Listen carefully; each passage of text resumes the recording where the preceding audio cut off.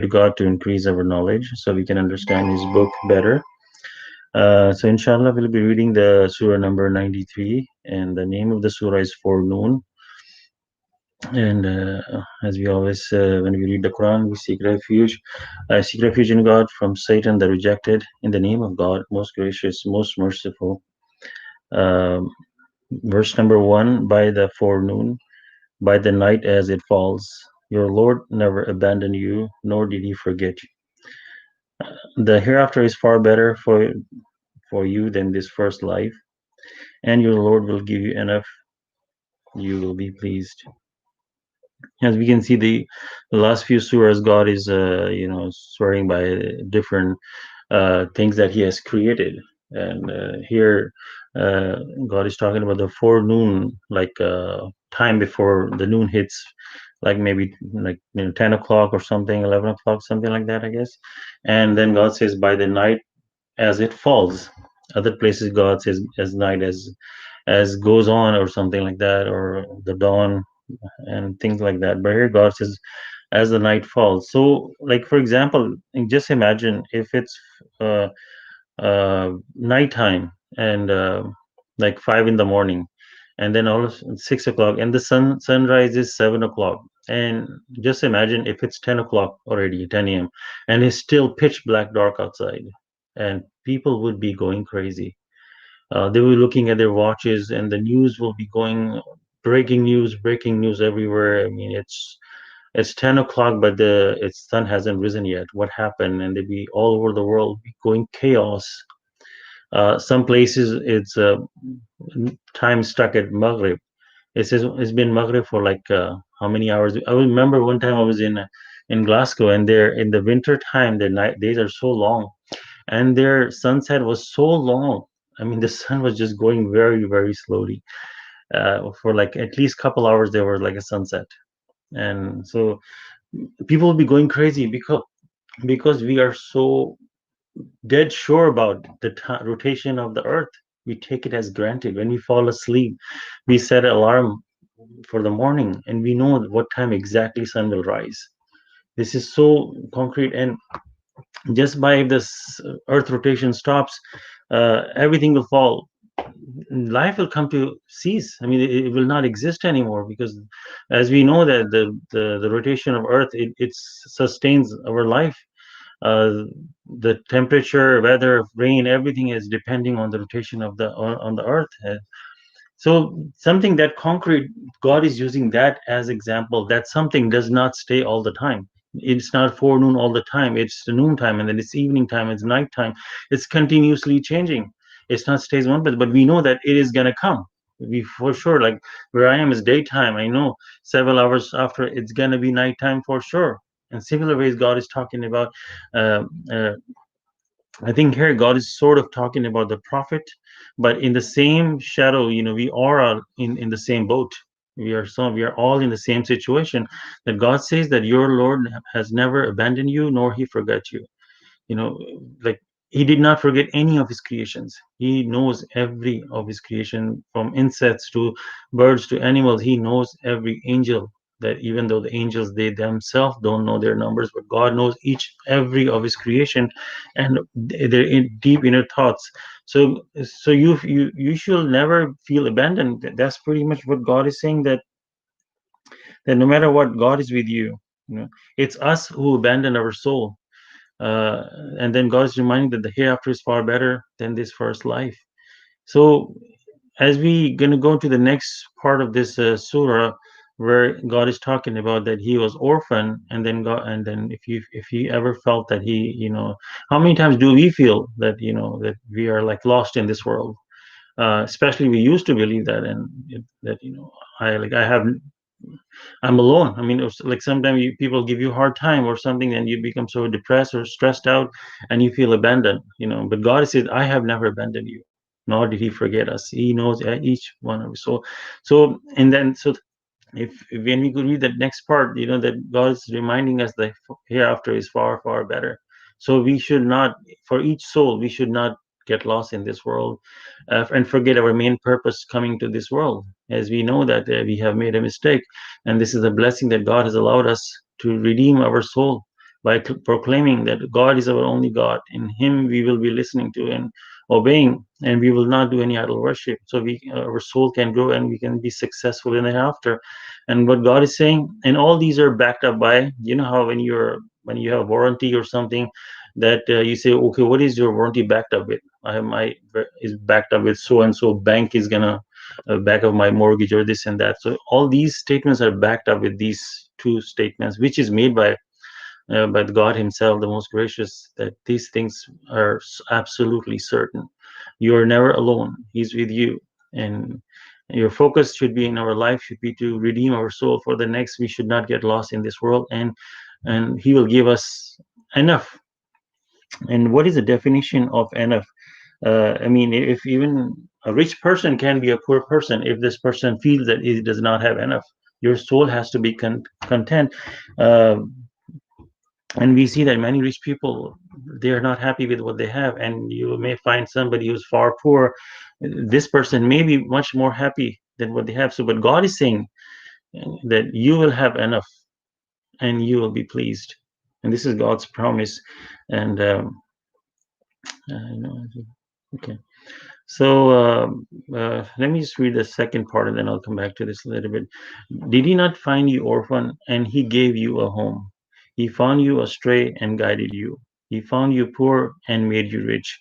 Therefore you shall not forsake the orphan, nor shall you reprimand the beggar. You shall proclaim the blessing your Lord has bestowed upon you. So, as we know that from the history, we learned that the prophet was orphan, and God has blessed him with home. As we know that he was astray, as you learn from a few other verses, that God has guided him and uh, and found you poor, and He made you rich. And in if you look at these six verses, three by three, the first three verses, God is telling what He did for him and for basically for all of us. And then the next three verses, God is saying that what He's expected from us. So and basically, like if you understand this concept, basically, we all come in this world like when the angels brings our soul to this earth. We are all orphan. God is the one assigned each soul to a body. That body will be depending on where this body is in a poor environment or rich environment, or has a mother and father, or whether this soul will be orphan. So God is the one deciding who's going to be orphan or not. It's not we decide which home we're going to be born. So that's why it is so important that God is the one give all of us a home, and parents, mom and dad both, maybe one, somebody doesn't have one or the other, and some don't have both. So in that sense, we need to be thankful to God. I mean, I could have been orphan, you could have been orphan. And so in the same way, God said, did we not find you orphan and gave you home? Basically everybody is come to this world as alone. We come to this world alone, as my understanding, and we leave this world alone, and we can be going to God alone. That's and the God alone we should be worshiping. So all of us, God gave us home, and then all of us were astray, and all of us need God's guidance. It's God is guiding everybody. It's basically us if we want to hold on to God's rope or not. It's our choice. And then He's the one. He found you poor, and He made you. Basically, we come to this world. How do we come? We start our life from a single cell, and then as we come to this world basically empty-handed.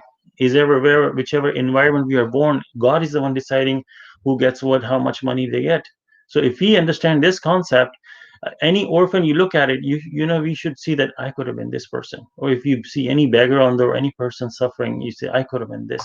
This is not me who decided to choose what I have. So I need to be humble. To If you see an orphan, and in the same way that God says, you shall not forsake the orphan.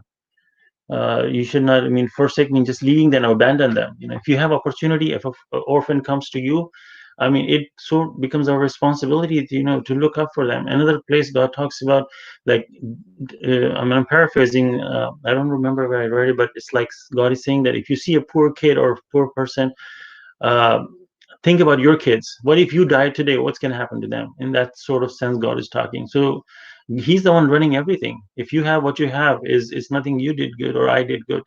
So when you see an orphan, I mean, this is actually a golden opportunity. If ever an orphan comes to you and wants some money or some help, this is a very, very, I mean, the orphan didn't come to you. God is the one sent him to you as an opportunity. Now you have a golden opportunity to do something for your own self.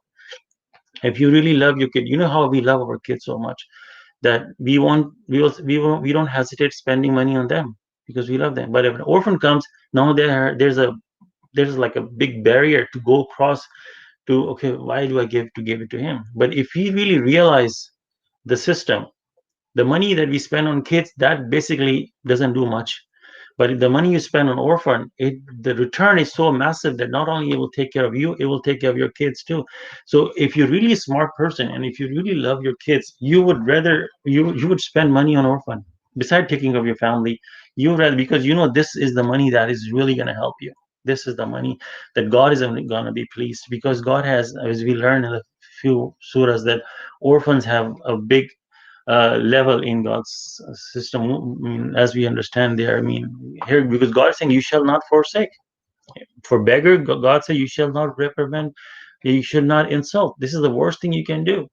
Like, if you don't want to give money to a beggar, okay, and that's one thing. But you shall, I mean, God, one another place, God says that you should smile at them, be nice to them in some way. Yeah, I mean, you should never make a face if a beggar comes to you and you make like agitating gesture and turn away and just push them away or things like that. You cannot do that. You know, you have to be if you don't want to give money, that's fine, but you have to be at least nice to them. These are the commandments from God. And you shall proclaim the blessing the Lord has bestowed upon you. Now, what does that mean? I mean, whatever you have, and you're not in an orphan situation. Your kids are not orphan. God has, like, I am alive. My kids are not orphan.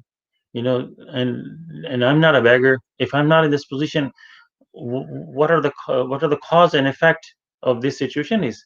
The cause is God. I didn't do anything, and the effect is that I have money or I'm in a better situation. It's between God and what I have. I have absolutely nothing to do with it. The sooner we understand this process, you will see orphan and you will become very, very humble, to them. I remember watching a movie in some sort of that sense. There were two orphans in a place, and one was adopted. I mean, I don't remember the story, but something like that, was adopted in the rich family, and the other was adopted in a very poor family. So one day the rich person was driving, and he saw the poor person just walking on the street. Now he could have made fun. Look at you. You're so poor, and look at I'm so rich. But instead, this person got out and hugged the person, that it's not me who they choose me. They could have chosen you. I could have been in your place. So this is what God is teaching us, that whatever you have, He's the one has provided us. And so we need to be appreciative to God and be thankful to God that what blessing has he bestowed upon us, and that we need to be really, really thankful to Him. um, the more we thank to God, the more the more is better for us. I'm going to share something here. So let me see. Let me complain. So as we know that at nighttime, and there's a light bulb, and you see the insects are drawn to the light. They will try whatever it takes to get to the light inside the light thing. uh, our mind, our mind is focused on one thing: happiness. We, from our mind and these eyes, we look at the world, and our mind is continuously searching to be happy, whatever it may be. And many times we find happiness in the wrong places. That does give us a little bit of happiness, but after a while, then it's kind of a dragging time.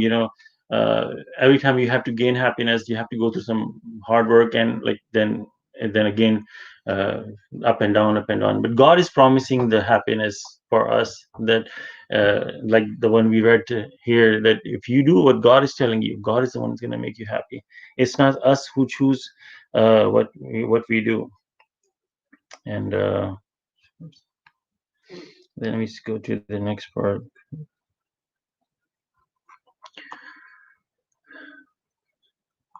And see, what's surah number 94. In the name of God, most gracious, most merciful. God said, "Did we not cool your temper, and we had uploaded your load of sins? one that burden your back. We exalted you to an honorable position. With pain, there is gain. Indeed, with Unloaded. pain, and we unloaded your load of sins on one that burdened your back. We exalted you to an honorable position. With pain, there is gain. Indeed, with pain, there is gain. Whenever possible, you shall strive, seeking only your Lord. So, I mean, God is talking about the temper, and if you just take temper as one thing, it is one thing. But if you look at the surah in one angle, is basically a temper is basically defined. We can cover a lot of things in our, like, God just used one word. A lot of time God uses one example, but it's basically you can think about all the negative forces that upon us. That God has unloaded the load of your sin. And the previous surah, as we got to He's the one guided you. So, and here God says He unloaded the your sins, and the one that burdened your back, and we exalted you to an honorable position. uh, I mean, this is basically God is talking allegorically. I mean, like basically a sinful person walking outside and you see there's no load on his back. uh, but you can clearly see this is an allegorical way that there's so much sins possibly on our soul that is going to burden our soul so much that without God's forgiveness, it's not gonna do anything. Like the dua that God taught Adam, that we have wronged our soul. Unless you have mercy and forgive us, we will be among the losers. So we need God's mercy and forgiveness.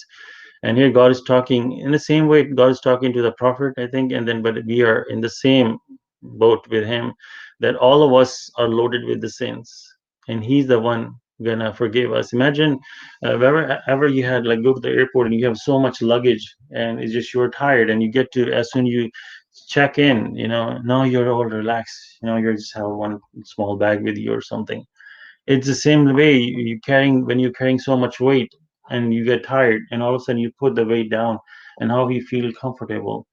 It's just that we cannot see our sins right now, but God knows, and He's the one take off. Like as we come to submission, we had tons and tons of load on our back.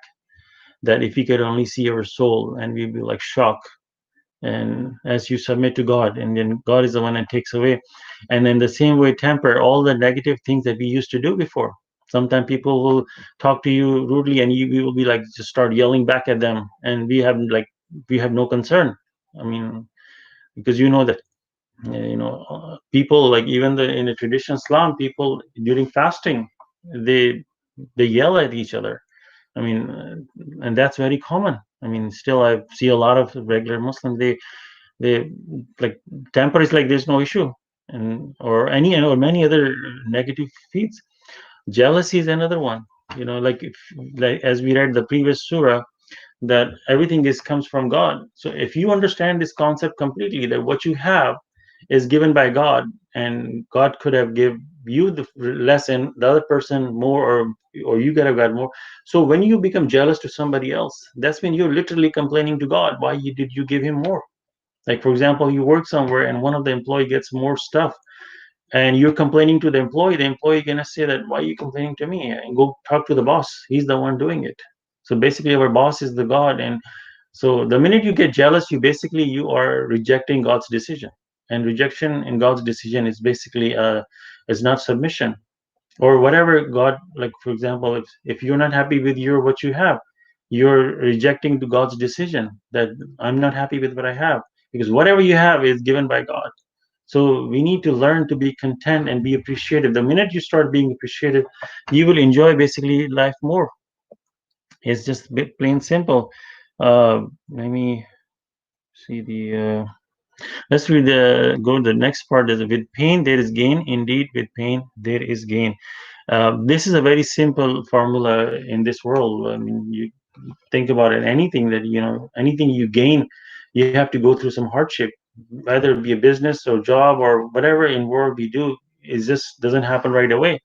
Uh, so even if you want to build your body, you want to be a bodybuilder, you have to go through the pain, and then as you know that the pain, then you have gain afterward. So this is a very simple formula, even if you apply to your physical in this world or in your spiritual world. As we talked about the orphan, it's very hard to give money to someone else. I mean, you feel like, I mean, a lot of people, they even have a hard time paying the minimum obligatory charity, zakat. They have a hard time giving that, which is absolutely nothing. God made it so easy for us. What if God says half of your money must go to the poor people? That's it. What would you do? I mean, that will even burden us more. But God made it so small, like giving somebody a, a bag of candy with 100 candies in it, and only saying, give me just 2.5 and keep the rest of it with you. You still have like even God says, give me three candies and keep the 97. I mean, imagine you have 97 candies still. But if God says a charity would be more than 50%. There's some places in this world the tax is so high. There are some people from Canada, they say that they move because they said the tax is so much that they were making so much, 50% is gone. The government is taking, but how much God is taking? Only 2.5%. And what government takes, how much do you get back on their services? But here, what you get is, I mean, and not only that, the practices of religion and many other things that God says, like this surah starts with temper. I mean, how hard is it, when somebody says something? I mean, we get fired up right away. I mean, it's not easy to control our feelings. I mean, as especially as long as they're talking attacking you personally. I mean, you cannot say anything back to them. I mean, how hard that would be. uh, I mean, and jealousy and many other things. So, I mean, these are difficult things, and God made it this way because this life is basically a test.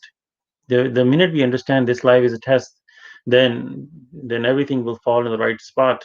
When you work, like there's one place I went to, this says the customer is always right.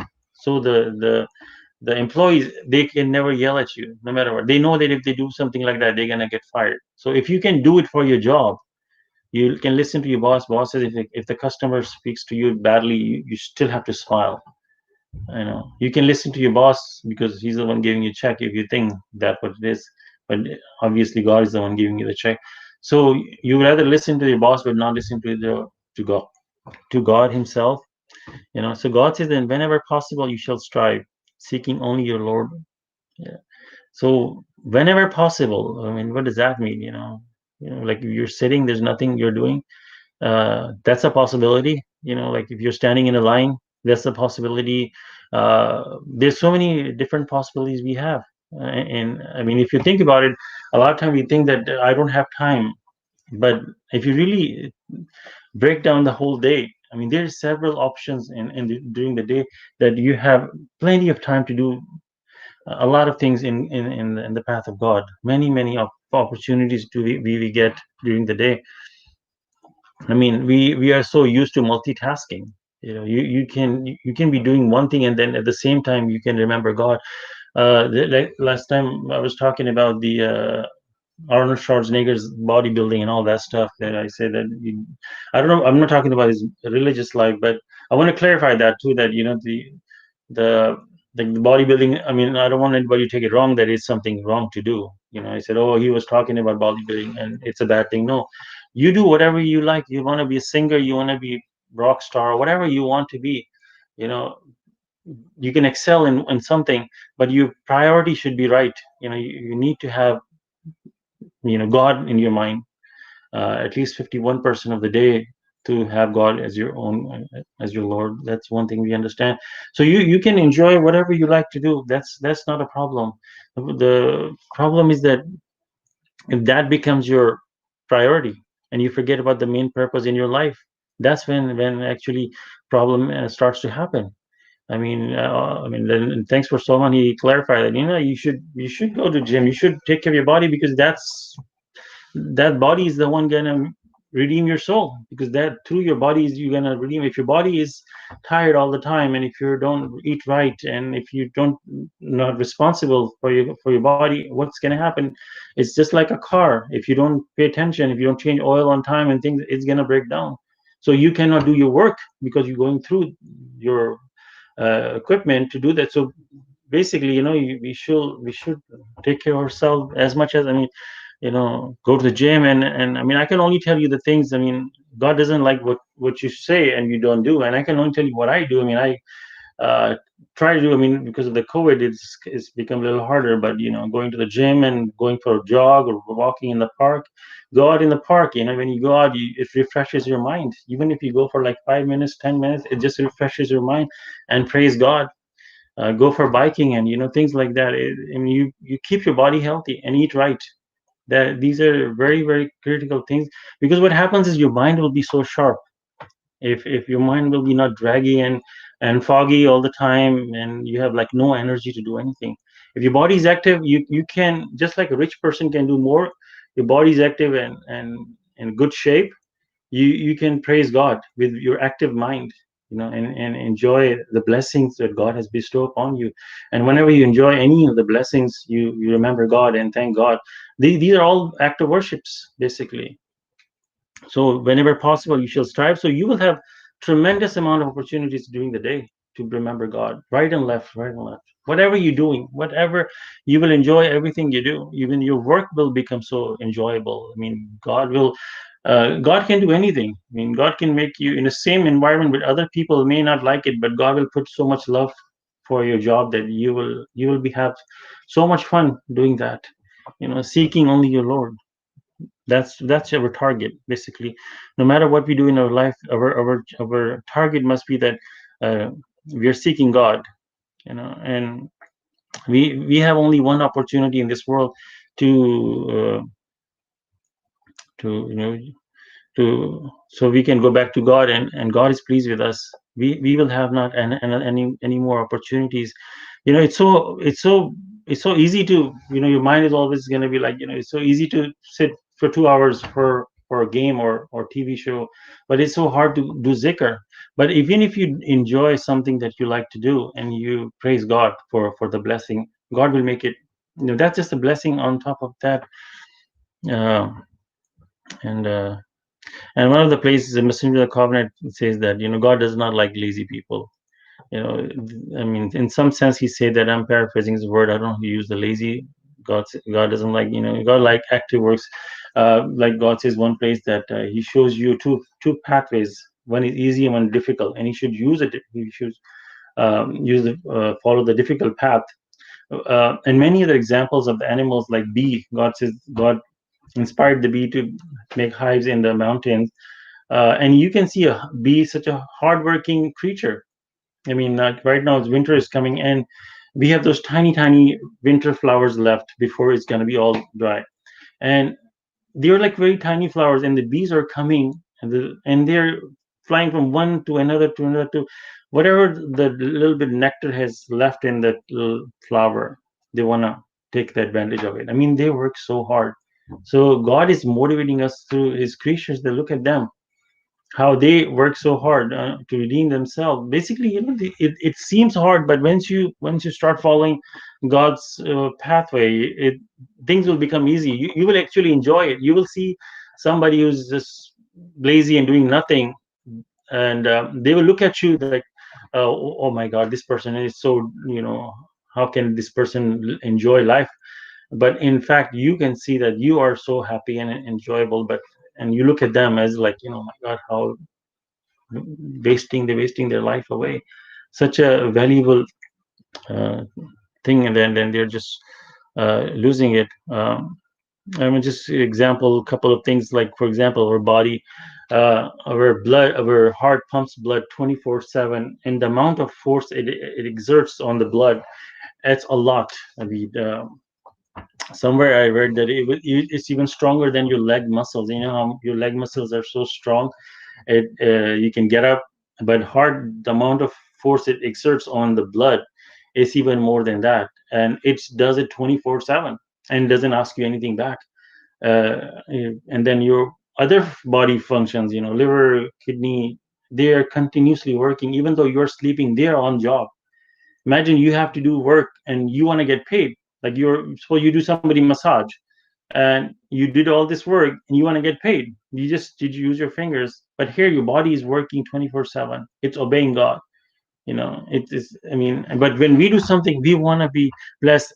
There was a story that the old person who went to the hospital, and he has some heart problem, so they fixed it or put a stent or whatever. Then they gave him a bill, and he started crying, and then the doctor said, "Why are you crying?" He said, "I'm not crying because of this huge bill that you gave me. I'm crying because all these years, I don't know how, maybe he was 80-year old, uh, my heart, God has been beating my heart without asking me a penny.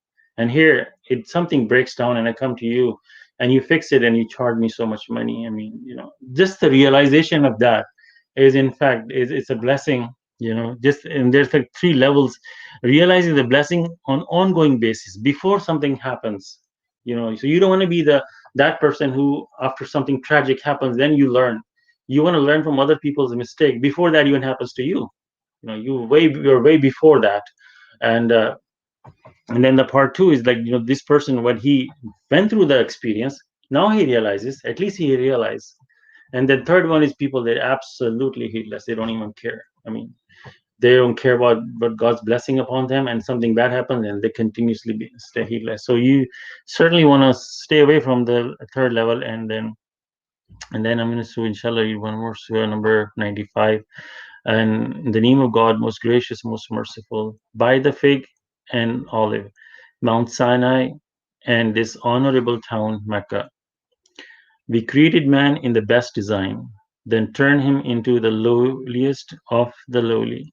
Except those who believe and lead a righteous life, they receive the reward that is well deserved. Why do they still reject the faith? Is God not the most wise of all the wise ones? So, inshallah. So here again, God's talking about. Um, okay, and read the footnote. So the God, but God is using the fig olive in Mount Sinai, an honorable town. The fig olive and Sinai and Mecca possibly symbolize Adam, Jesus, Moses, Abraham, and Muhammad, respectively. Thus, all major religions are represented. So, as you can see, Adam was, it was like symbol. They ate some from a tree, and Mount Sinai was Moses, and honorable town. It was built by Abraham, and after Muhammad came to this Mecca. So in that sense, there are like 12 other places God swears by different things. 12 other surahs, I think, and some of them are the God swords are something that changes like day and night. It's not something. It's their variables, but here's something that is just one concrete thing, like fig, olive, Mount Sinai in one place, and then honorable town Mecca. That's one place. So I don't know what's the link in that, but God is using all these, and then God swears by, just like we talked about the night and day and forenoon. These are concrete things, as we know. These are concrete things. We know fig. We have eaten that. We have olive oil. We have olive. We have put olive on salads and all that. We know there's a concrete. There's no doubt about it.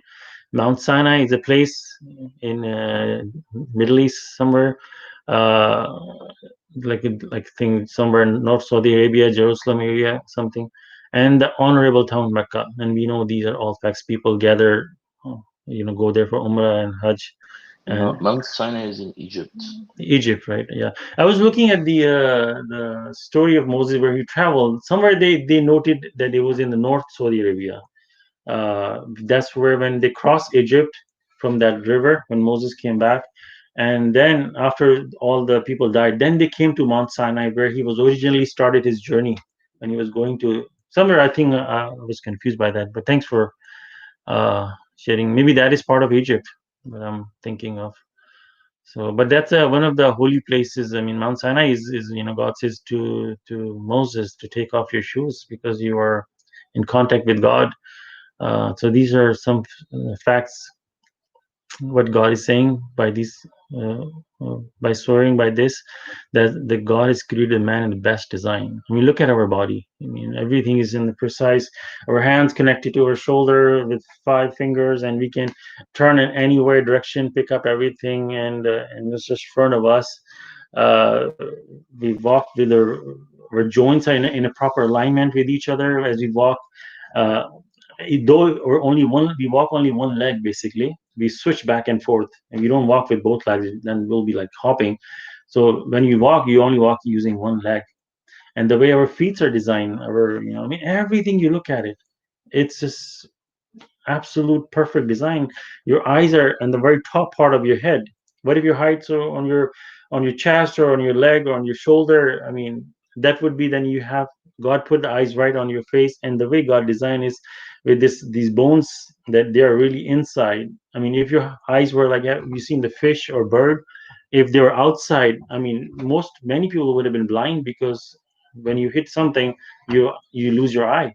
So God, how God put it right deep inside. Your ears are right next to them, and the way they're designed.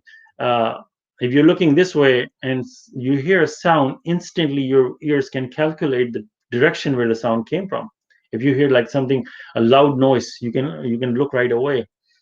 If there's a dog coming and barking, you know where it's coming from, or you know instantly where you have to run. Otherwise, you'll be looking around. I mean, the way the ears are designed, they can precisely, if this ear hears a little bit louder than this one, and which direction, your brain instantly, like in microseconds, calculate the direction, and then you start running, and your body, a fight and flight response, your body will start pumping blood. Your digestion system will shut down for a while, because now you're survival mode. You're running, running, running. That's what to call the HIIT training, that where you run like crazy for like 30 seconds or 1 minute.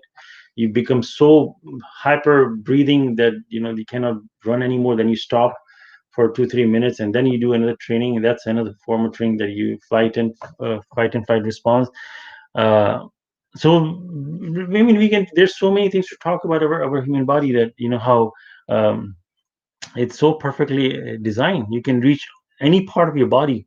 You have scratch, maybe it's not completely your back, but you can pretty much touch scratch, or do whatever you want with your body. Then turn him into the lowliest of the lowly. I mean, there's several layers in this surah. Like when God created us originally, and then we made a mistake. Now we are in this lowliest form.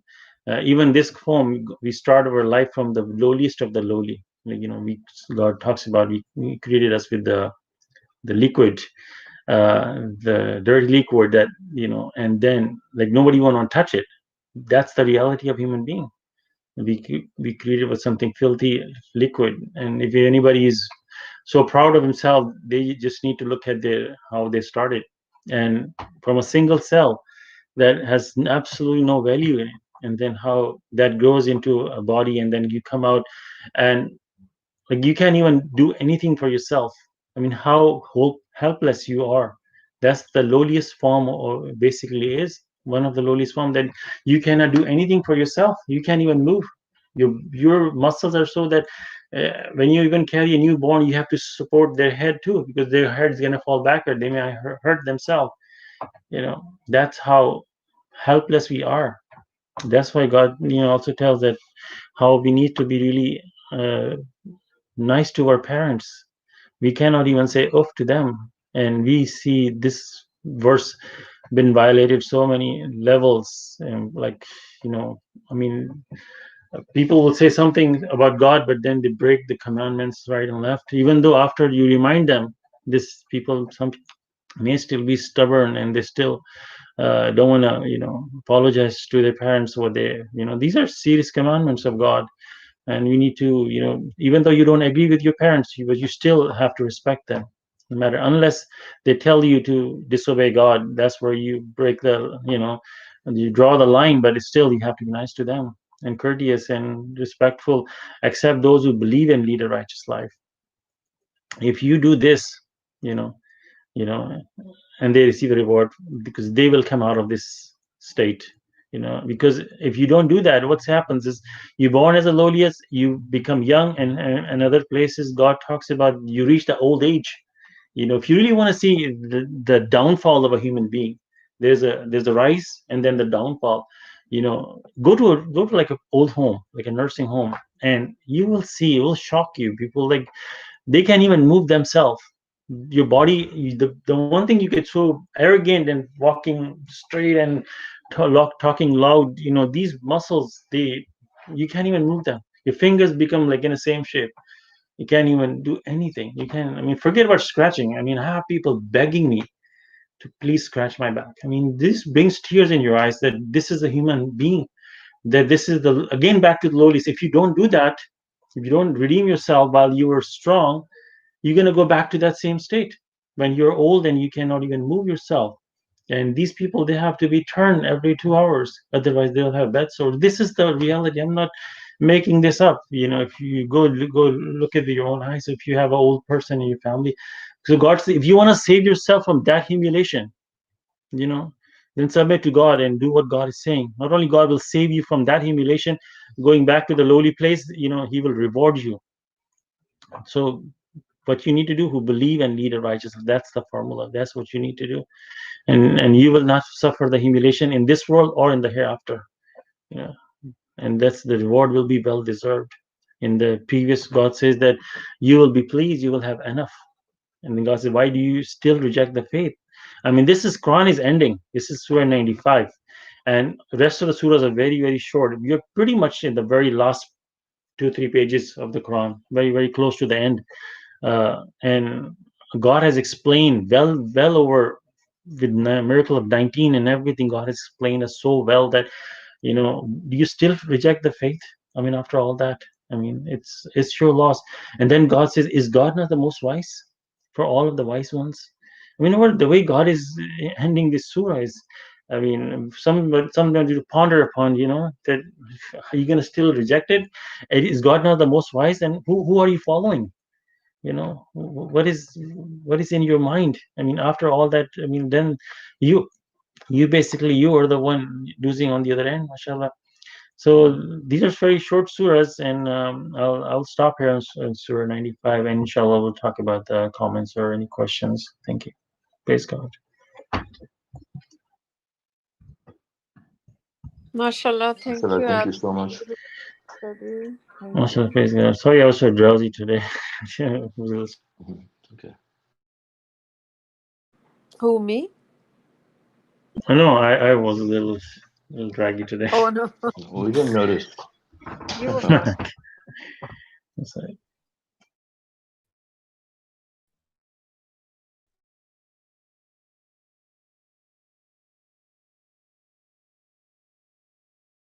Inshallah. Yeah, I mean, I just want to mention it says this honored town, Mecca, uh, and then it talks about God creating us in the best design.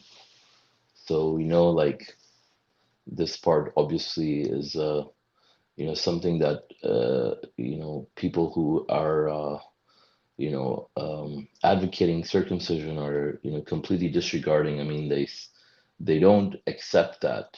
When they say that yes, it is the best design, but then you can make it better, by going and cutting off this part of your body because it's not clean, or because it gives these problems and stuff like that. So they're directly contradicting this verse when they talk about circumcising as something that, like, a lot of people, I mean, the reason why I mention it is because there are a lot of people now that will say, okay, yeah, we will not do it because it's not in the Quran, but we'll do it for medical reasons because it's good for you, and they don't think that they're breaking any commandments by saying that, or contradicting the Quran, for example. I mean, one, or breaking any of the other God's commandments, like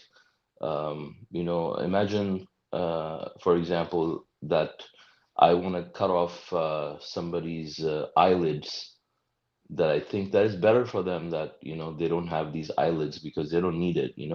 It can block their vision, for example. Or if I say that, I just think that it's better you cut off part of your outer ear, because you can have dirt that can stick in your ears. So if you just cut it off, you're not going to have that. Or actually, this is like a real example where a lot of not a lot, but like women will preemptively, as a safeguard, remove their breasts so that they don't get cancer, and so like that's what they say, like, if you do it, the medical so-called doctors in this area, they will say that in America, I mean, they'll say that, yeah, if you remove it, you will not get cancer, or you'll not get infection, and yeah, I mean, if you don't have something, you can't possibly, get any infection. But I mean, there's so many body parts that you can just remove and just function as a piece of lump, just doing nothing, just being sitting as a vegetable, and then you will not get diseases in those areas. So, but I mean, when people don't realize is obviously they're breaking God's commandments here by not accepting the fact also that God created us in the best design, and also, yes, you're not using a religious excuse now, and sorry, I'm digressing a little bit, but you're not using a religious excuse now, but you're obviously, violating the person's, property, victimizing them by depriving them of something, their own property, that God-given thing that God has given them without their, permission. Like, I can't go and out in the street, or even to my own children, and cut off a part of their body that I think that they don't need or is bad for them. I mean, I'm nobody, even though I'm the father, they're not my property, and I'm in no position to do that to anybody. Whether it's my children, or like, imagine if my child has $500 in his bank account, and I can go and just take it out from his account, and just do whatever I want with it, or just give it away to somebody, saying that, oh, I don't think it's, even though it's your own and you have all the right to keep it, I'm just going to go ahead and get rid of it, or something like that. So, because I don't have the right to do that. So from the Quran, from a Quranic standpoint, if you go and do that to somebody, you're victimizing them, and you're breaking the commandment there, whether you say it's religious or not. And by saying that, it's better for them, you're also discrediting the fact that God has already created us in the perfect design. He says he perfected it. And so, I mean, that's pretty obvious. So just every time I see it, I just can't help but notice that part, and I bring it to everyone's attention. Okay. That's it. Yeah. Thank you all. Actually, today I was thinking about Surah Duha. I mean, I was meditating on it a little bit, but I didn't know that it will be studied today. So it's a great coincidence. Yeah, thank you. MashaAllah. Yes. I have a comment on this verse, inshallah. Surah 94, Cooling the Temper, where God talks about, actually a lot of good, amazing verses are here. The verse number 2, and we unloaded your load of sins.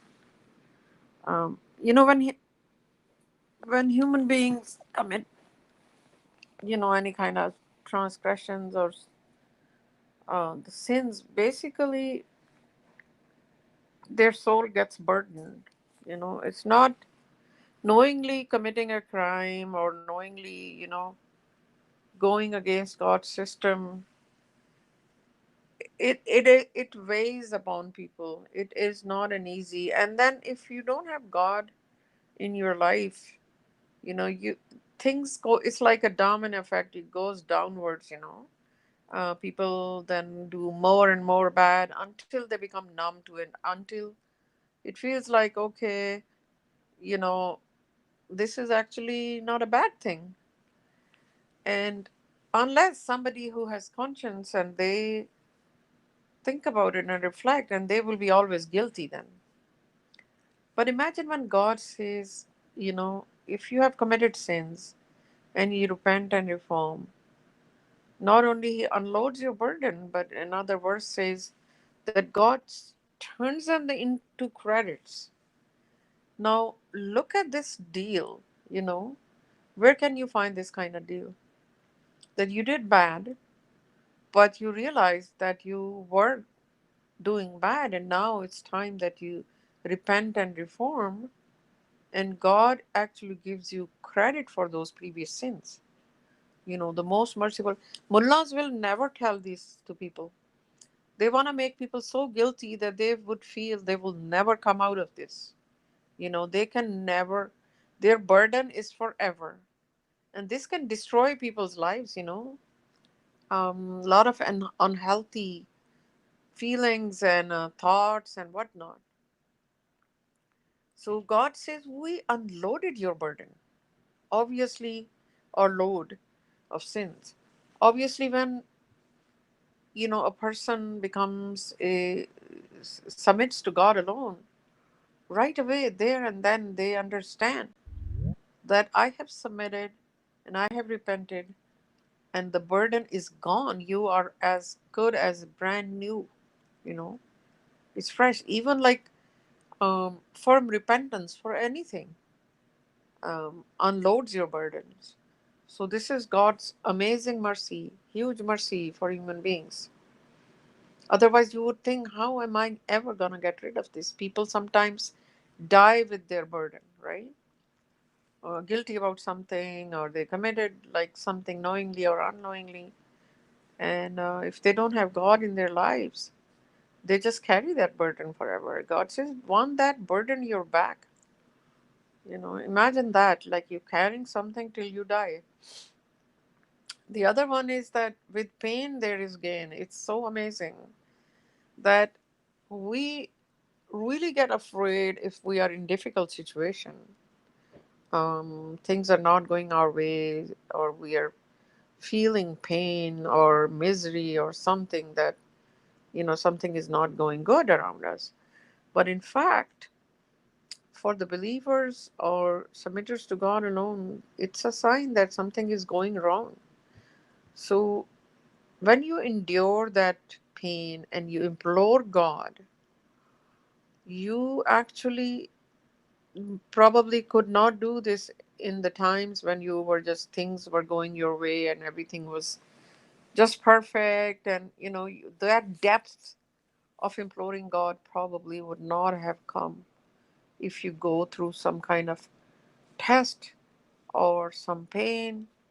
um, I'm talking about emotional pain or physical pain or whatever that is. This is the time that we reflect and we implore God day and night. So what's going to happen? That your soul will develop. Anytime, obviously, when we implore God, our soul develops. That is a tool, and God willing, when we come out of that then there is definitely again that you must have learned something from that experience, or whatever you were going through, that will become like an asset for you.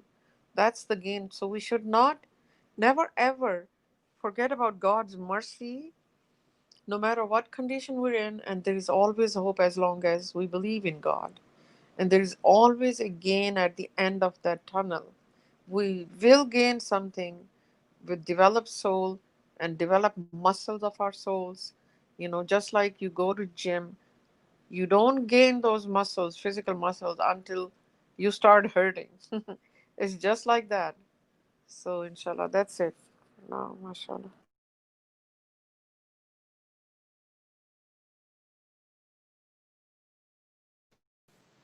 Yeah, mashallah. It's like like when somebody who's drunk and they say don't drink and drive, but the more you drink, the more your brain is losing its ability to make wise judgment, and obviously you're gonna end up, your brain is going down and down, and obviously you may end up. That's why we see people drink and drive. That's why we see the wisdom of God, that not to, by drinking is bad, and so many accident happens because of drink. In the same way, religion, the more sins cover your heart, you read in the previous surah that their hearts are shielded with their sins, and they're, I mean, so it's become harder and harder for them to see the light, the truth. The older they get, the harder it gets. And but on the other side, if they make a decision, if somebody's like 60-year old and loaded with sins, obviously it's going to be more harder for that person to believe. But that person turns, then, I mean, we had a couple that lives here, and they're like, both are in 80s. Husband is like 86-year-old, and they came very close to accepting. And I was like telling my wife that, oh my God, if they turn, just imagine the lottery they have won. Their entire life of sins will be turned. But it's so hard. Every time you go back, they start from zero. MashaAllah, thanks.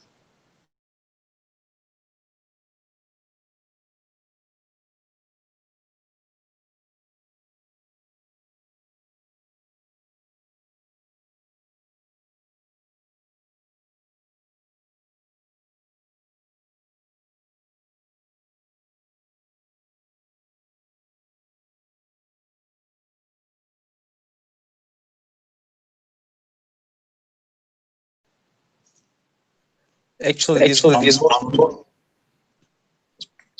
sorry. Um, the unloading scenes part is reminding me a life events I had.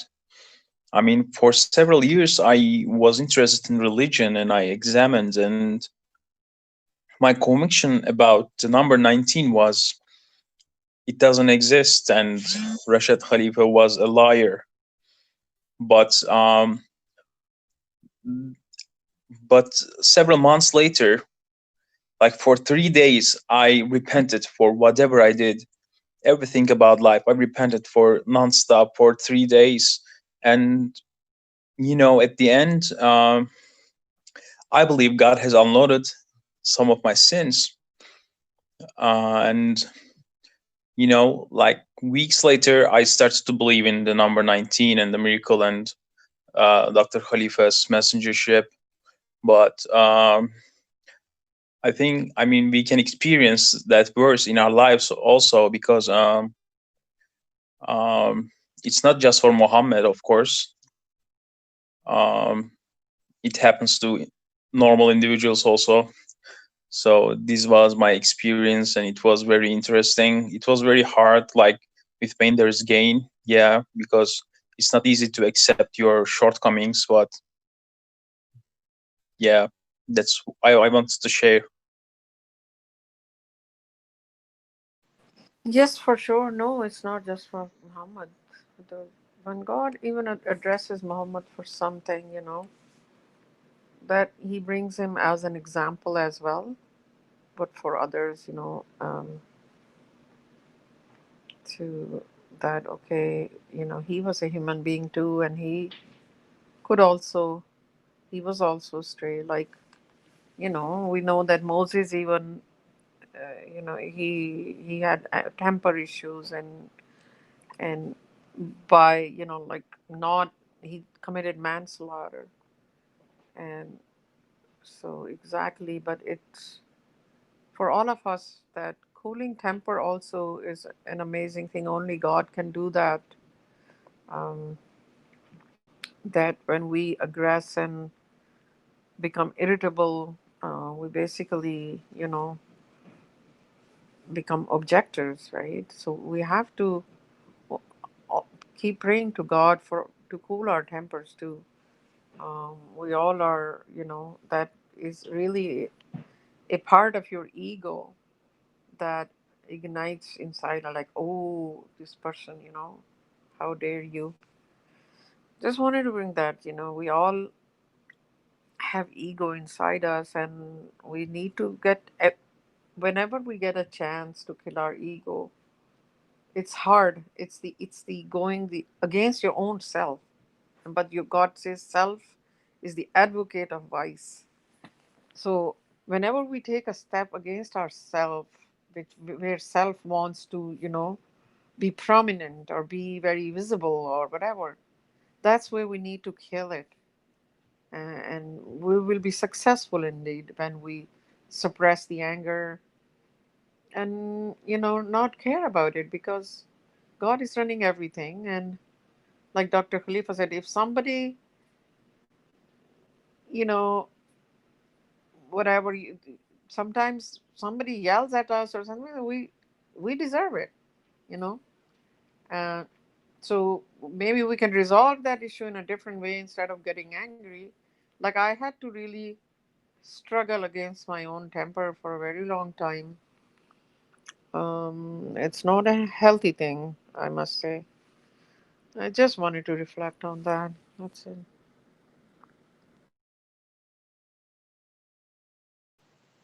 Yeah, mashallah, that's true. We need to realize the purpose of life. That this world is just a illusion. It's not real. I mean, when you play a video game, and so I remember one time I was playing, I got so upset. I was playing an online game, um, and then I got so upset. And then I realized, oh my God, these are just pixels. I mean, why am I getting upset? I mean, so even if I won the game, what's the big deal would that be? So in this world, this is just a video game, basically. You know, even somebody talk bad to you, uh, we know that we are here for God, and this is what God is saying. This is what I should do. Even if I just ignore the fact that okay, that's this person called me this or that, so what? Big deal. I mean, if I'm smart, I'll be, I'll respond the way God wants me to respond. So with his bad reaction, I will actually gain more good points. That's good for me. If I react back to him, not only he gained bad points, I am also part of the bad points because I responded back, and maybe the matter is just equal. But I have the opportunity to gain more good points. Good, if I really treat this as a video game, that way I can do more points by somebody's negative. You know, as we do it on work. The patient, they sometimes they call us all kind of names, but we still smile back because this is our job. You know, we cannot treat them in the same way. So why not listen to God, mashallah? Thank you.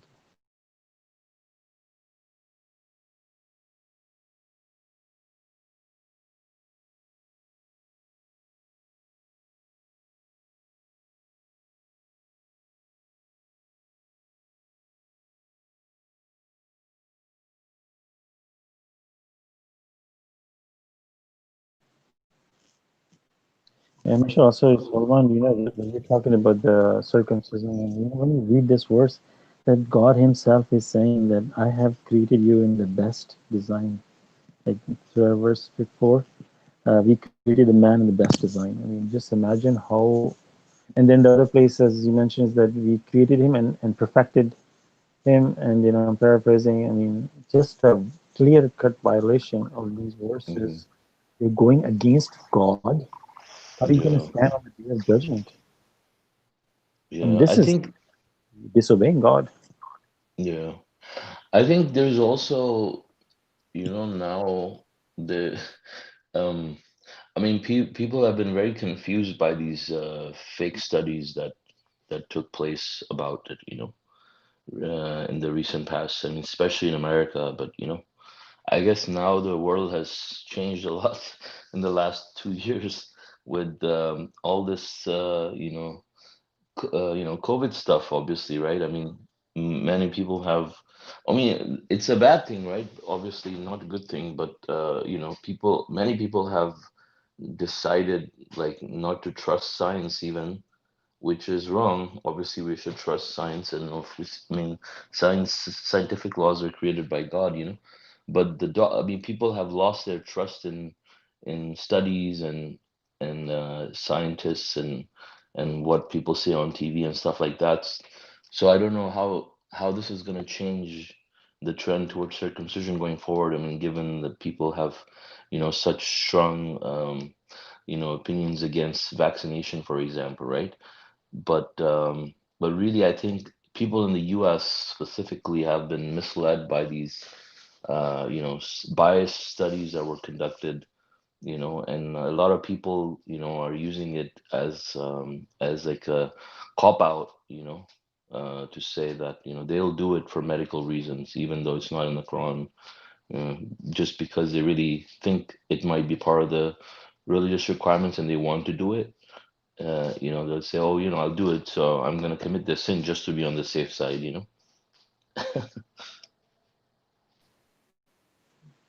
Yeah, Yeah, there are truth about science, and I mean, obviously, sometimes they do make. We are human beings. We do research, and sometimes you end up making a mistake. But most part of it, you know, you doctor prescribes you a medicine, and that it does work. Sometimes when medicine Hmm. doesn't work, they'll give you a different one. High blood Yeah, and I pressure. mean, That's what yeah, it go is. ahead. No, go Okay. ahead. Yeah, and I was gonna say that, also with science, I mean, it also is limited in the sense that, it's constantly growing, people's knowledge based on, like, for example, people in the past, used to think, for example, that, you should not consume anything with fats because fats are bad for you, right? And they'll tell people, and, people started, consuming diet with very low fats. And now they realize, no, it's not the fat, it's the sugar, and now they're telling people, no, just fat is okay, but, make sure, you don't consume all the sugars because the fat that's in the body, it's coming from the sugars, so things like that. I mean, just to give you a simple example, right? I mean, so science keeps evolving. I mean, many countries, science has, progress in that, in this area, and they have realized, yeah, there's no medical benefits to this, but now all that's left is just propaganda. But I think for submitters, there's a greater responsibility. Of course, people have to realize that, and so you can't just uh, rely totally on what the doctor says about this, and then go ahead, because then you're really idolizing the doctor now, because the doctor says it's fine, go ahead and do it, and then you do it even though you're doing something that's against God. For example, the doctor will tell you, it's good to have a glass of wine like with your food. I mean, they say that, right? And so now a lot of people, I mean, not hopefully not sub people who identify as submitters, but a lot of so-called Muslims will actually go and consume alcohol because they think that because of this stuff and other stuff, they think that God didn't really prohibited it, and they go and they consume alcohol. So I mean, we have to use our brains basically, what it comes down to. The end of the day, we're all going to be answerable for our choices that we make, and we can't really blame the doctors or these studies or anybody else for our actions. We have to be responsible. Yeah, Yeah. that's a really good example. And mashallah, um, science is God's system in everything. Everything has science. And those who just neglect it, they actually neglect God's science. Um, and, like, yeah, science is always, human science is not evolving, but the understanding of research and new researchers coming to, excuse me, Yeah, I different mean that's what I meant. conclusions time after time. Hmm. For example, my daughter, when she was like what, 3 4 years old, and she used to get a lot of tonsillitis, right? Hmm.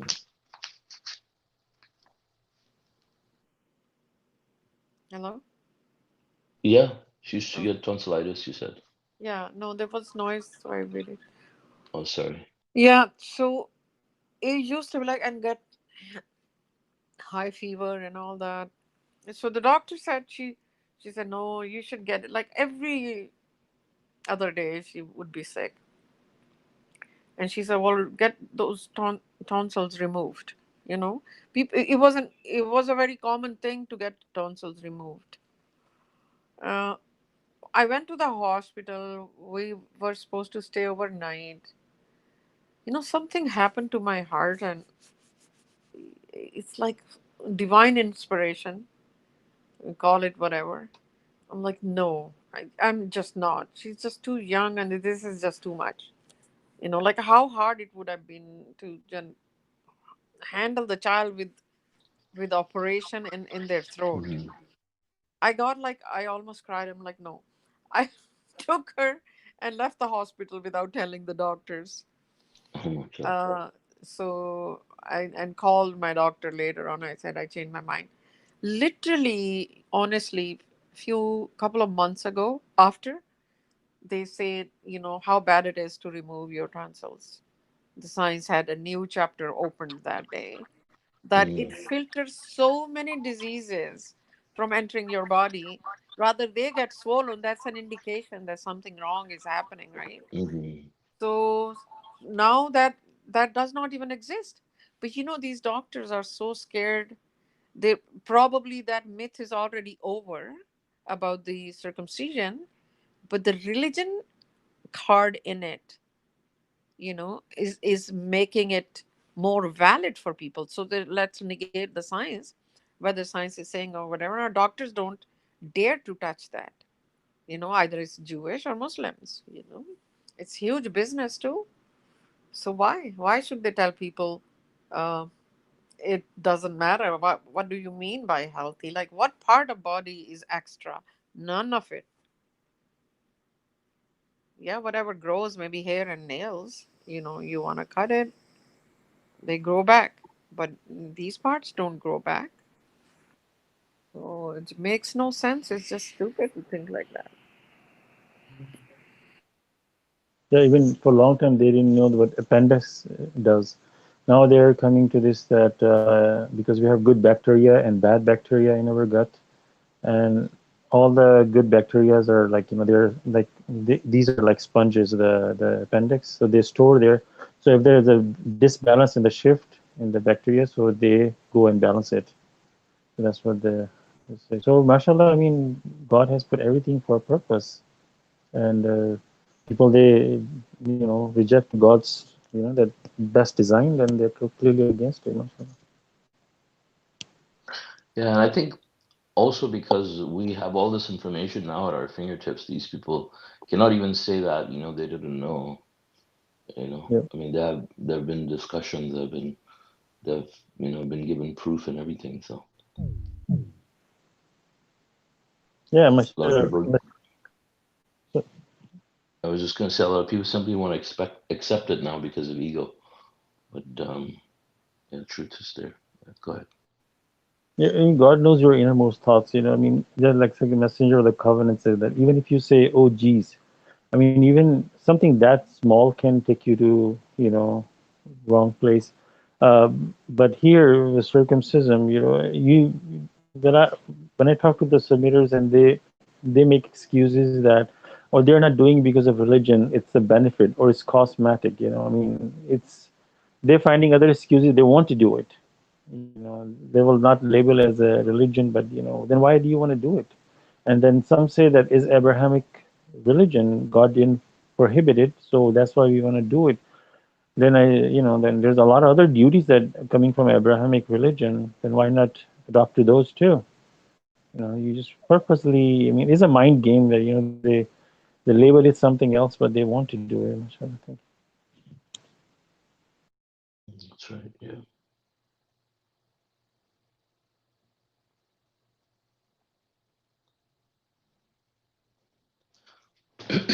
Yeah, and I think I like what you said about God not wanting lazy workers. I mean, God obviously wants people who are hardworking, and obviously the believers, they will be hardworking, and they will do everything to strive in the cause of God. Of course, God also says there are higher ranks for the strivers. So whenever possible, like the verse says, you shall strive.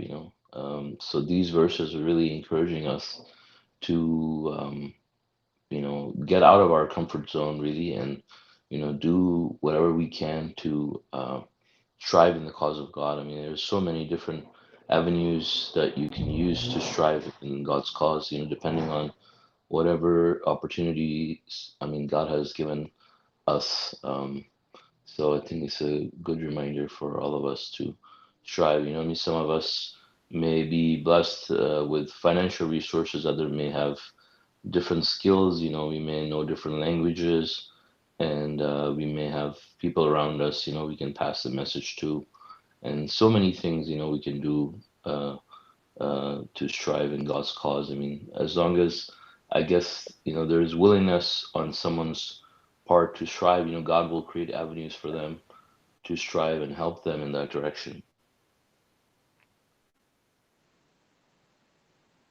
Yeah, I mean, God says that even if you're sedentary, if you just do minimum, they will have reward. But those who strive, and if you strive, obviously it feels hard, but after a while, you know how God says, with pain there is gain. You'll actually start enjoying it. Hmm. Whenever the opportunity arrives, you're sitting in the community, you start talking about God, and people will listen to you, and you will have more fun.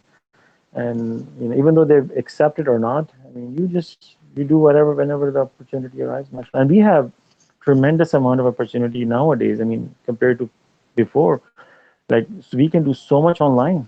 You can create a Hmm. YouTube channel. If you don't want to be, your face don't want to be there, you can be anonymous and post whatever you want without even who did it. There's so many opportunities, mashallah. Yeah, it's fun. I mean, God has made charity so easy. There's online charitable organizations, which you can verify, and you can sit on the computer and donate money. You don't have to actually go places. Uh, lives have become much easier. And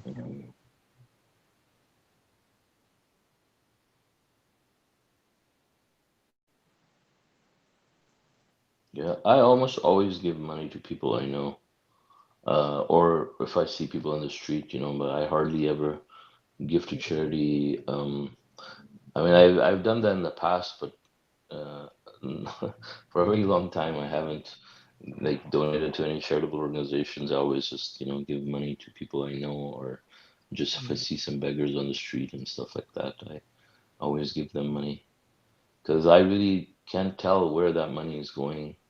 Even if they say, we're giving 80% or 90% to them, that's yeah, maybe they do give them money. I mean, who knows? They probably do, but it's just for me, it's just I guess habit now too. yeah, I mean, you have your relatives back home. You can wire them money without Hmm. even going to their home and giving it with their hand. There's so many, like, online services Yeah. again.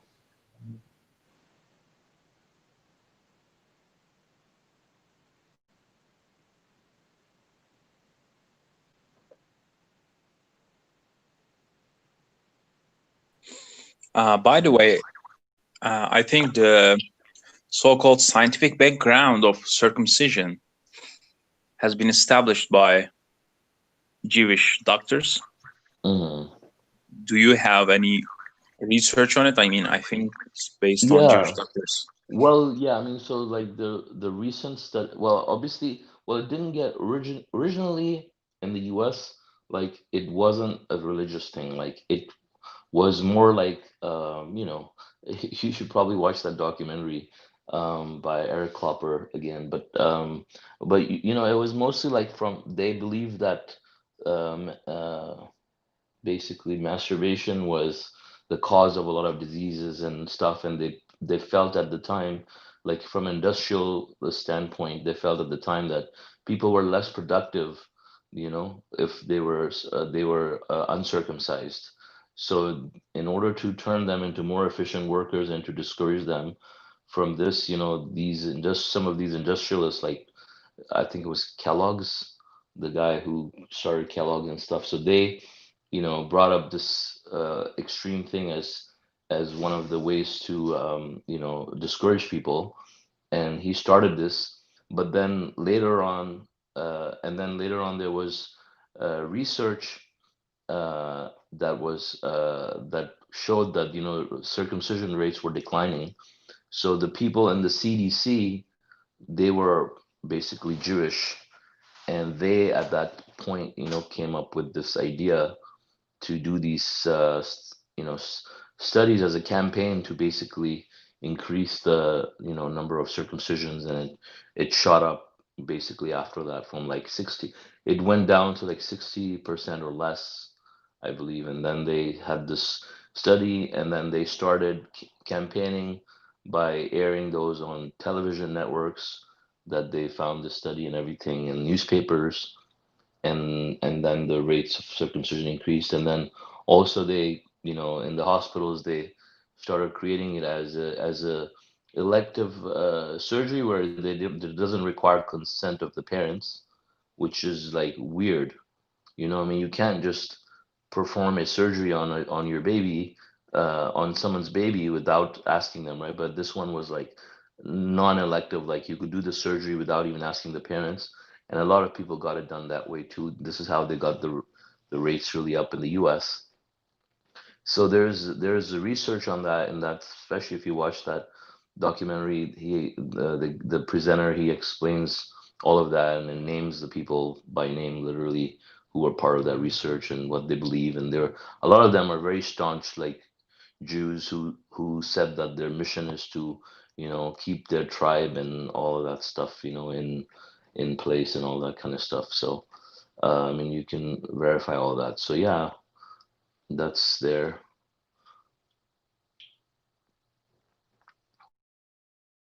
Interesting. Thank you. Yeah, no problem. I'll send you the link, Godwin.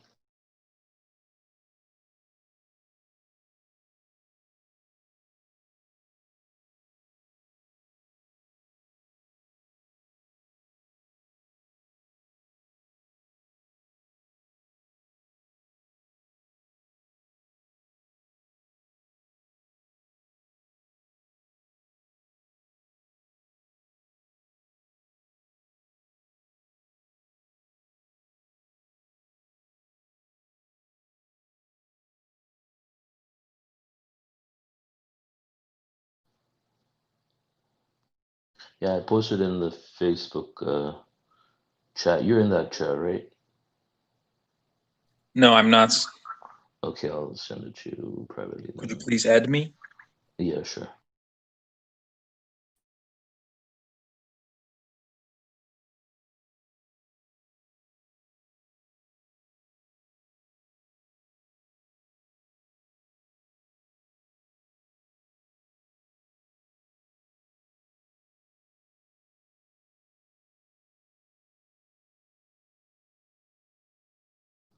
Okay, you should have received it by now.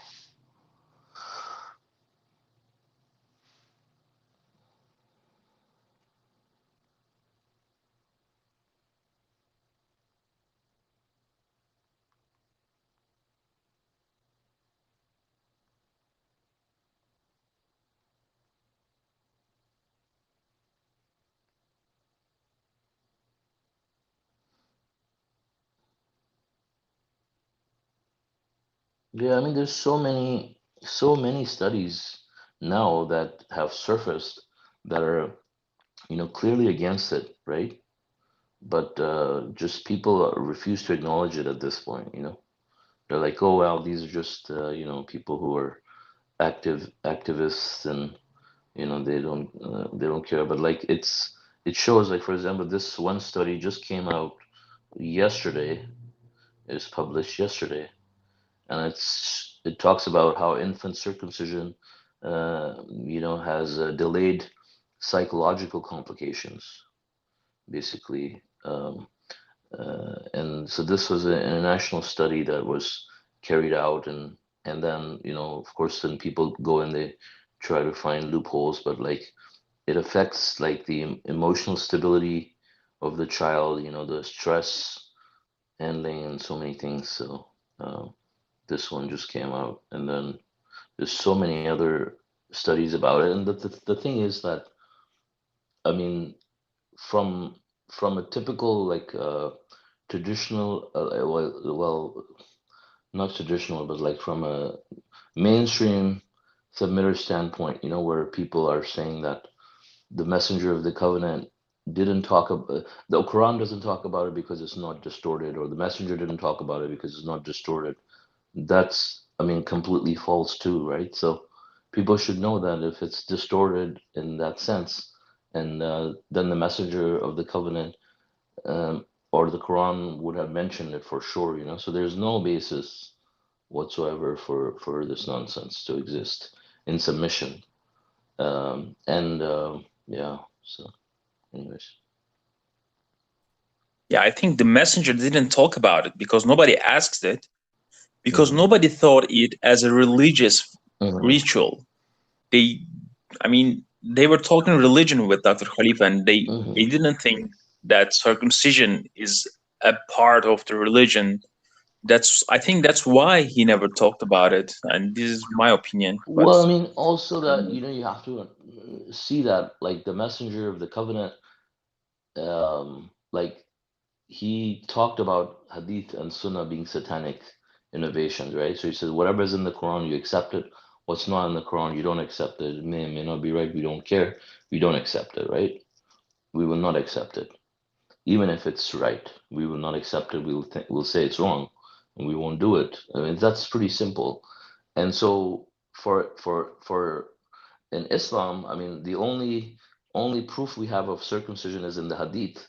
So it makes perfect sense for you to not do it. The messenger doesn't have to pinpoint each and everything. There's hadiths about so much nonsense, right? I'm not. You can't possibly say each and everything like don't do this, don't do this, don't do this. He just said, yeah. I mean, all hadith and sunnah are wrong. Whatever you find the hadith, don't believe it. Only stuff you find in the Quran. I mean, he talked about Quran alone all his life. He preached it and he condemned hadith his whole life pretty much. And this should be enough for people to know that the only reference to circumcision that exists in Islam is from hadith and sunnah, right? And so naturally they shouldn't accept it. But of course, it's like one of those things, when you come, like when I came to submission. I mean, first I was a traditional Muslim for quite some time, and then just blindly followed everything I would hear. And then when I became a submitter, I would just look back and everything. I was like, wow, that was so ridiculous. I mean, it's so clear. Like, why don't people see it, right? But it's like, of course, God it has to come from God. You have to be deserving to see the truth. And so now I understand that. It's the same with circumcision, right? I mean, it's something so obvious, and to see now, after knowing these facts. But at that time, like, when God, when it wasn't the right time, I guess, I didn't see it, and other people didn't either. But really, if God guides you, I mean, this is a very straightforward matter. I mean, it is very straightforward. It's straightforward enough to the point that anybody, who just uses their simple logic can understand. I mean, there's people that were wrong on so many other things, but they got the circumcision thing correct from the very beginning. But then, obviously, we have people like, organizations that people have idolized now, right? That's the only explanation I have on why circumcision exists in submission, so to speak, with these neo submitters, is because they see these organizations that they look up to as their, religious source of guidance besides the Quran, right? And if these people have told them that something that is, lawful, they'll do it. If they say something is prohibited, they will listen to them, right? So this is how they idolize them. yes, it's all about God's guidance. I mean, it's 20 seconds. Like, is there an obligatory? I mean, do you have a right to force someone in a religious matter?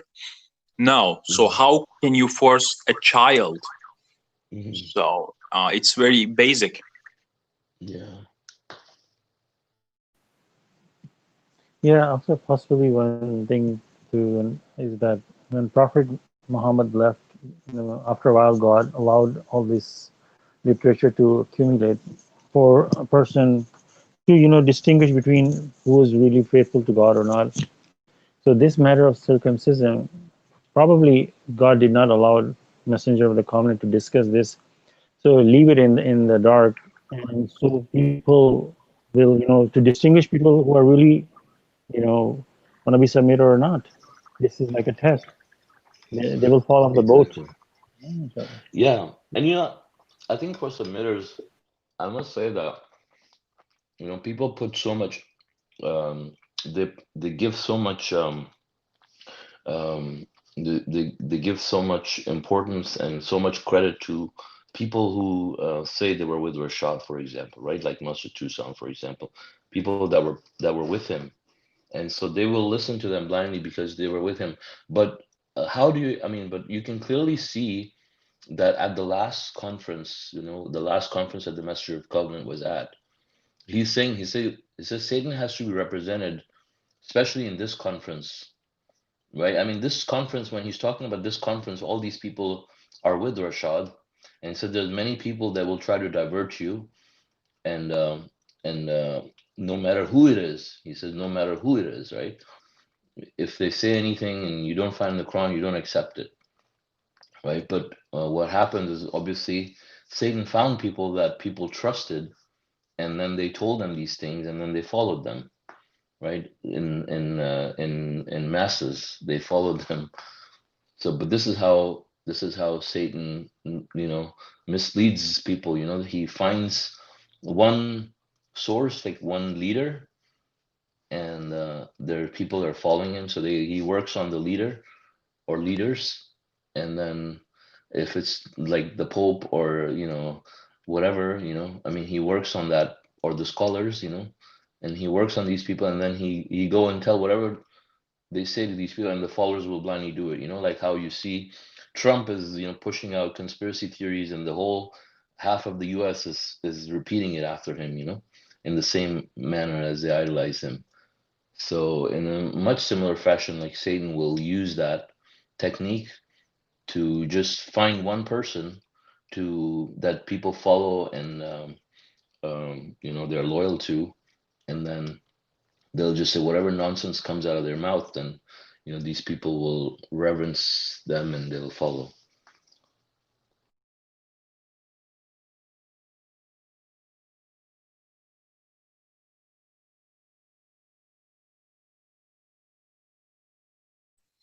Also, there's a group in Turkey, and they believe that circumcision is not a right of submission, but it was a right when it was a right in the Bible.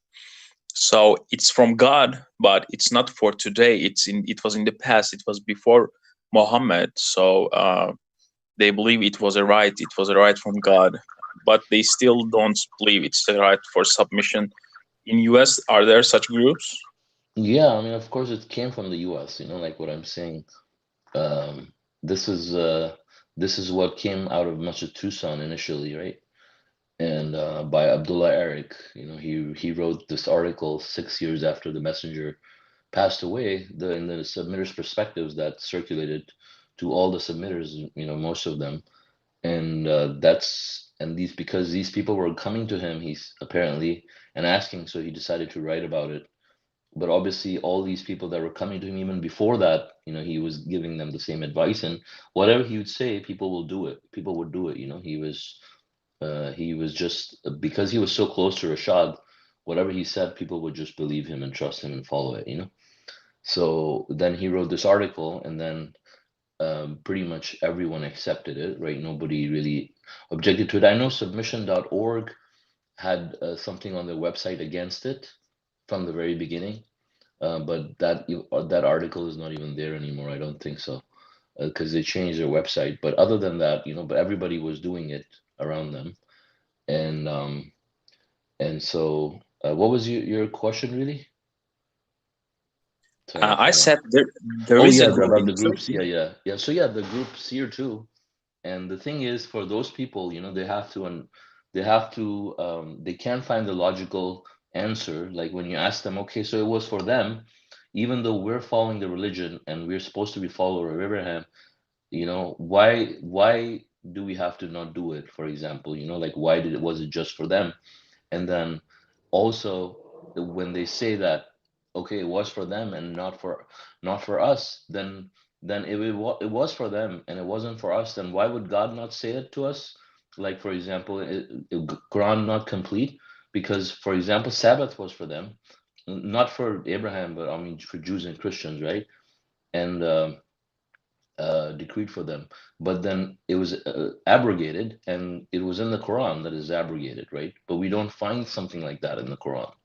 So, the Quran has to confirm and it confirms and supersedes the previous scripture. And if you find a history of something that's different from the history in the Quran, then you have to go with what the Quran says, right?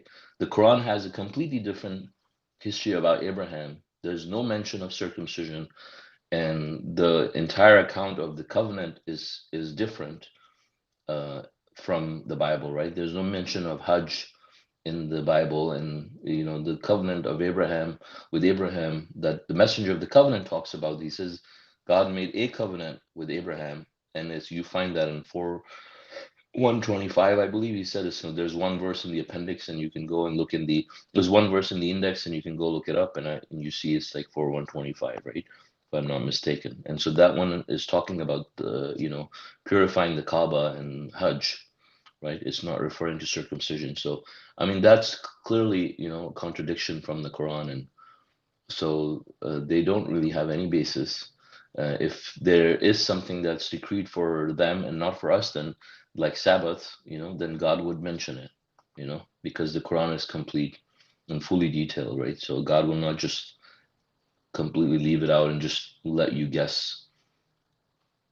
And especially when we have the correct account of the covenant with Abraham in the Quran, we can't go with a covenant that's different because there was only one covenant, according to the messenger of the covenant, that God made with Abraham, and it had nothing to do with circumcision.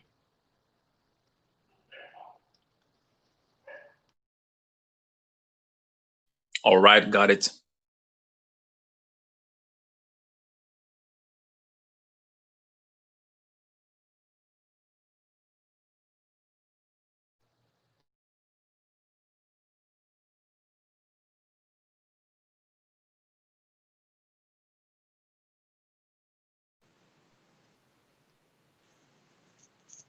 Yeah, for sure. I mean, mashallah, God will not leave us in the darkness. If it was a religious duty and it was good for our body, God would have dictated in the Quran.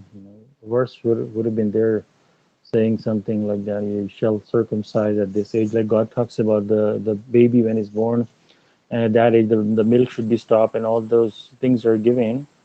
Similarly, this would have been in there, mashallah.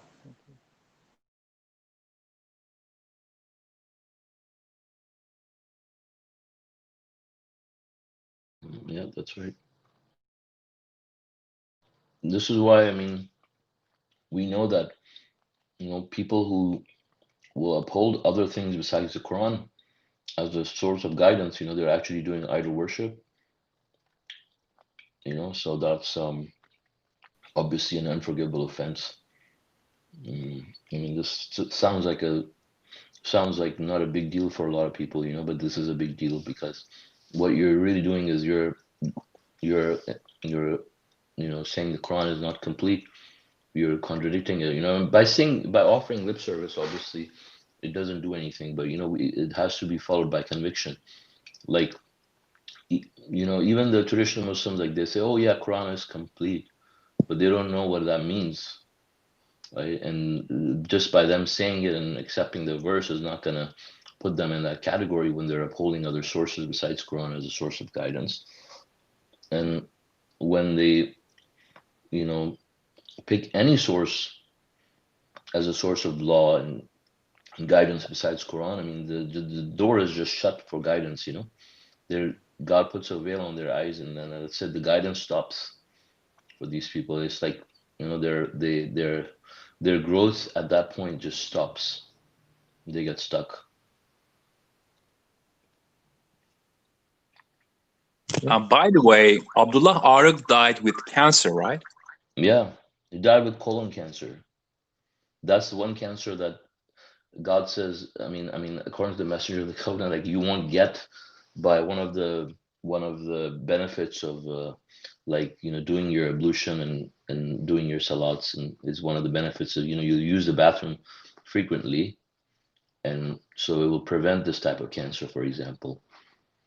But yeah, I mean, he had colon cancer, which should be a wake up sign for these people. Like at first, like for me, like it was hard to understand a lot of this stuff, like why, you know, would these things happen to such people? But especially after I understood the history of circumcision and submission, and I was like, okay, well, that really makes sense now.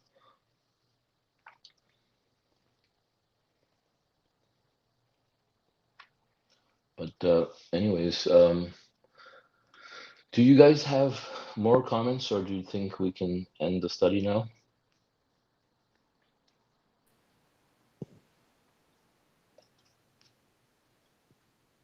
What do you guys think? Any more comments? Nope. Okay, so God willing, we can end our study. Thank you all, and thank you, Ali. Mashallah. God willing, our next study is going to be on Tuesday at 2:30. At 2 Pacific, and our teacher is going to be, I think it's going to be my turn, yeah. And so, God willing, we'll see you then. God bless you all. Assalamu alaikum. So, Have a